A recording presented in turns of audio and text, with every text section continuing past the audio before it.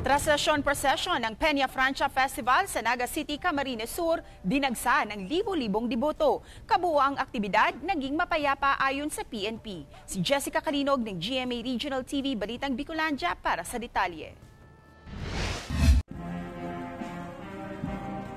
Tuwing ikawalo ng Setyembre, ipinagdiriwang ang kaarawan ng Mahal na Birheng Maria. At sa Bicol Region, mas naging espesyal ang pagdiriwang nito ngayong taon dahil saktong natapat ito mismo sa pinakamalaking religious activity sa rehiyon, ang Traslasyon Procession o ang paglipat sa mga imahe ng El Divino Rostro at Nuestra Señora de Peña Francia mula sa Peña Francia Shrine patungo sa Naga Cathedral sa Camarines Sur. Tinaluhan ito ng libo-libong deboto at pilgrims mula sa iba't ibang panig ng Pilipinas at maging sa ibang bansa, kung saan ayon sa Joint Operations Center, pumalo sa 950,000 ang final crowd estimate. Kasi po may hilang po ning pantuluming aki. May po na para marahay man po sila. Okay lang po daw mapagal para man po sa inda. Mas maluwag na ring nakapagdebosyon ang mga deboto ngayong taon matapos alisin na ang public health emergency sa bansa kaugnay ng COVID-19 pandemic. Tanging naging pagsubok sa mga ito ay ang mainit na panahon. Kaya naman sa buong prosesyon, umabot sa 48 katao.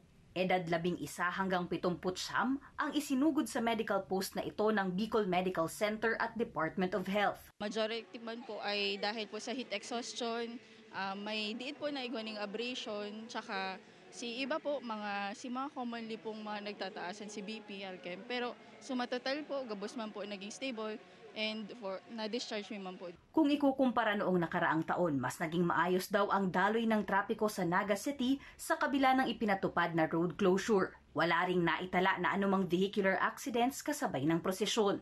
Kaya para sa Naga City Police Office, generally peaceful daw ang naging traslasyon procession ngayong taon. Mayroon tayong isang boyadores na nahilo pero okay naman siya.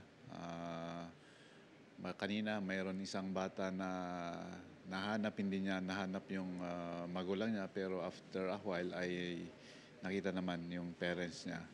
And then lately ay may isang yung ang ating medical team natin ay may dinala sa hospital na nahihilo isang lalaki pero naging tumas lang ang blood pressure na okay naman daw.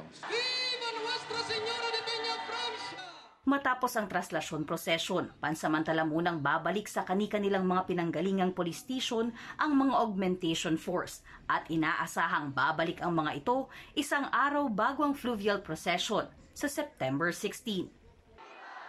Mula sa GMA Regional TV Balitang Bicolandia, Jessica Kalinog, nagbabalita para sa GMA Integrated News.